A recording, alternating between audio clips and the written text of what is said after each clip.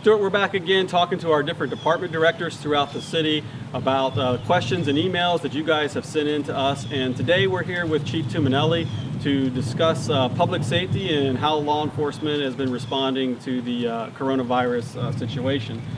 Chief Tumminelli, how is law enforcement addressing social distancing issues, and is the public complying? Well, within the agency, we've implemented several directives for social distancing for our officers.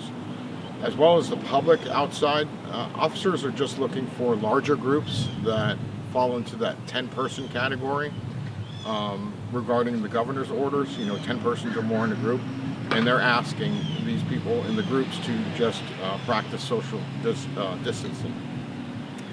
And so, little quick story. Both my wife and I this past week received some credit card fraud stuff where someone tried to open up an account in each of our names. I was talking to another department director who had some credit card fraud where some charges were actually fraudulently charged on his credit card. Are you guys seeing any uptick in crime during this? The only minimal uptick was we had some Craigslist fraudulent activity. And that's all I can say about the uptick in that specific frauds, but I certainly want to make people aware that there is a certain possibility that this could happen during this time period. So the governor just signed an order into place in reference to the entire state of Florida.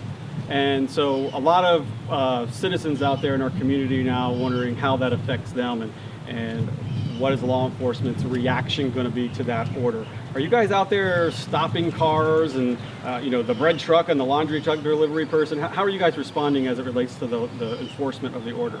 The recent order from the governor is Executive Order 20-91, and that goes into effect today at midnight. It identifies essential and non-essential personnel. So in response to that, the policing directive is not going to change. So we're not changing any type of patrol tactics. But if we do get a call, we obviously have to investigate. So you guys aren't necessarily just stopping vehicles randomly on the road? No, sir. It's just normal police functions at this time.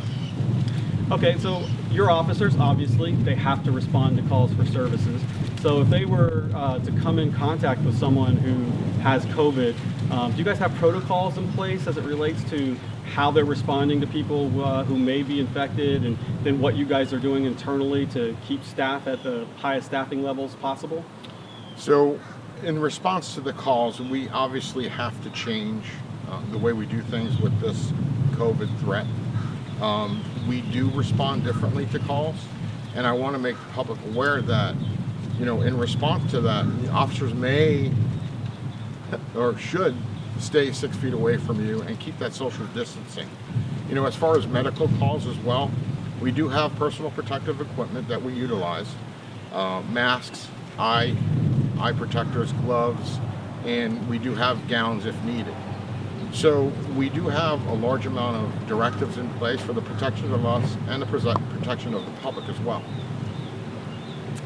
Thanks, Chief. So Stuart, we know that the governor just released his order, and we're going to put a phone number up here on the bottom of the screen here so that you guys can call in to a community hotline, basically, for questions you may have. They'll take your questions from anything from where you might seek assistance or how you might be able to go about getting a test, all the way to the new governor's order and what may be considered essential or non-essential.